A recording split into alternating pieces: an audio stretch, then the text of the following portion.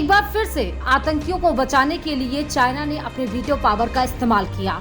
एक बार फिर से भारत में हुए 26/11 के हमले के मोस्ट वांटेड को बचाने के लिए चीन ने अपनी टांग अड़ा दी। जी हां, चीन ने पाकिस्तान के लश्कर-ए-तैयबा के आतंकवादी साजिद मीर को वैश्विक आतंकवादी घोषित करने के प्रस्ताव पर रोक लगा दी है। साजिद 2008 में मुंबई में हुए 26/11 हमले का मोस्ट वांटेड है। अमेरिका ने संयुक्त राष्ट्र की 1267 अलकायदा सेक्शन कमेटी के तहत उसे ग्लोबल टेररिस्ट घोषित करने का प्रस्ताव रखा गया था। भारत इसका सह प्रस्तावक था, लेकिन चीन ने प्रस्ताव के खिलाफ वीटो का इस्तेमाल कर दिया। अगर यह प्रस्ताव पारित हो जाता तो साजिद मीर की संपत्ति फ्रीज हो जाती और फिर उसके कहीं खुलेआम घूमने फिरने पर भी बैन लग जाता।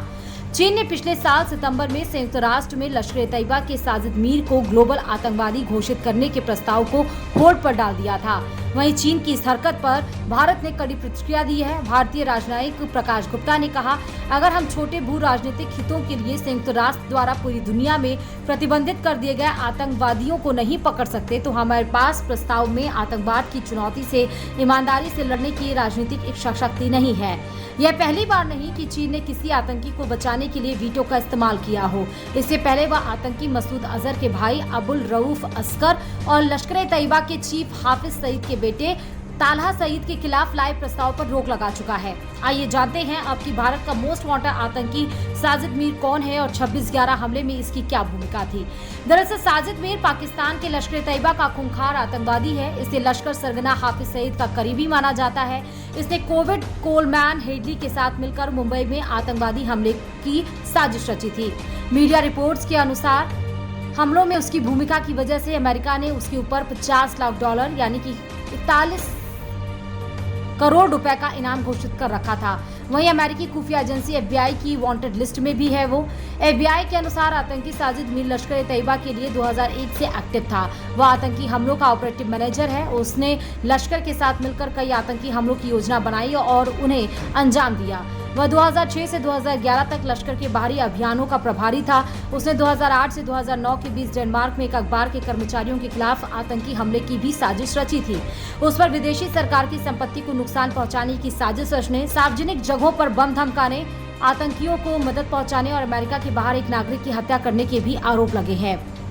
मुंबई में अक्टूबर 2022 में हुई UNSC की बैठक में भारत ने साजिद मीर का एक ऑडियो भी चलाया था, जिसमें वह फोन पर चाबर हाउस में मौजूद आतंकियों को निर्देश दे रहा था। पाकिस्तान की मीडिया रिपोर्ट्स के मुताबिक साजिद मीर को पिछले साल गिरफ्तार किया गया था। लाहौर स्थित एक एंटी टेररिज्म कोर्ट ने इसे टेरर फंडिंग के केस में 15 साल की सजा सुनाई थी। वह पाकिस्तान की जेल में बंद था। मीडिया रिपोर्ट्स के मुताबिक पाकिस्तान ने दिसंबर 2021 में कहा था कि साजिद मीर की मौत हो चुकी। हालांकि पश्चिमी के देशों ने इस बात को मानने से इनकार कर दिया था। उन्होंने पाकिस्तान से उसकी मौत के सबूत देने को भी कह दिया था। इसके बाद आखिरकार 21 अप्रैल 2022 को पाकिस्तान ने मान लिया कि साजिद मीर मर चुका है। उसे टेरर फंडिंग के आरोप में अरेस्ट किया गया। उसके बाद 16 मई 2022 को उसे दोषी ठहरा दिया गया। ऐसा दावा है कि उसे लाहौर की लखपत जेल में रखा गया है। अब आपको बताते हैं कि ऐसा पहली बार नहीं जब चीन ने किसी आतंकी को वैश्विक आतंकवादी घोषित करने के प्रस्ताव में अड़ंगा न लगाया हो। दरअसल पिछले साल पाकिस्तानी आतंकी मौलाना मसूद अजहर के भाई अब्दुल रऊफ अजहर को भी वैश्विक आतंकी घोषित करने के लिए भारत और अमेरिका में संयुक्त राष्ट्र में प्रस्ताव भेजा गया था। तब भी चीन ने इसका विरोध किया था। वह 1999 में इंडियन एयरलाइंस के विमान IC 814 के अपहरण, 2001 में संसद पर हमले और 2016 में पठानकोट में भारतीय वायुसेना के अड्डे पर हमले समेत भारत में कई आतंकी हमलों की साजिश रचने में शामिल रहा है। अमेरिका ने 2010 में रऊफ अजहर पर प्रतिबंध लगाया था। उसके बाद लश्कर-ए-तैयबा के चीफ हाफिज सईद के बेटे तलहा सईद को ग्लोबल टेररिस्ट घोषित करने के लिए लाया गया प्रस्ताव भी चीन ने रोक दिया था। तलहा सईद पर भारत सहित पश्चिमी देशों में जिहाद के नाम पर आतंक को बढ़ावा देने के आरोप हैं। भारत सरकार ने पिछले साल ही अप्रैल में UAPA के प्रावधानों के तहत तहल्ला सईद, जिसकी उम्र 46 वर्ष थी, को आतंकी घोषित कर दिया था।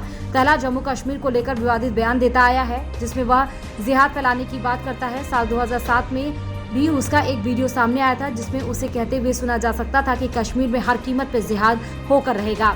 उसके बाद चीन ने लश्कर-ए-तैयबा के आतंकी शाहिद महमूद को भी वैश्विक आतंकी घोषित करने के भारत अमेरिका के प्रयासों को असफल कर दिया था। अमेरिकी ट्रेजरी विभाग ने 2016 दिसंबर में महमूद को वैश्विक आतंकवादी घोषित किया था। अमेरिकी ट्रेजरी विभाग की वेबसाइट की जानकारी के अनुसार महमूद कराची में रहकर लंबे समय तक लश्कर का सदस्य रहा है। वह 2007 को लश्कर से जुड़ा था और महमूद ने फलाह-ए-इंसानियत फाउंडेशन यानी FIF का उपाध्यक्ष भी रहा है, जो लश्कर-ए-तैयबा की मानवीय और धन उगाने वाली शाखा है। साल 2013 की महमूद की पहचान पब्लिकेशन के विंग कमांडर के रूप में हुई थी। यानी कि ये पहली बार नहीं जब चीन अपने वीटो पावर का इस्तेमाल करके ग्लोबल टेररिस्ट को बचाने की कोशिश करता हो। भारत और अमेरिका के खिलाफ जाकर उसने अपने वीटो पावर का इस्तेमाल किया हो, ऐसा कई बार हो चुका है। लेकिन इस बार 26/11 के हमलावर को बचाने की कोशिश जो चीन की तरफ से वीटो पावर इस्तेमाल करके की गई है, हालांकि उसकी कड़ी प्रतिक्रिया भारत की तरफ से जताई गई है, लेकिन होगा क्या ये तो आने वाला वक्त बताएगा। Bureau report, Dainik Bhaskar digital.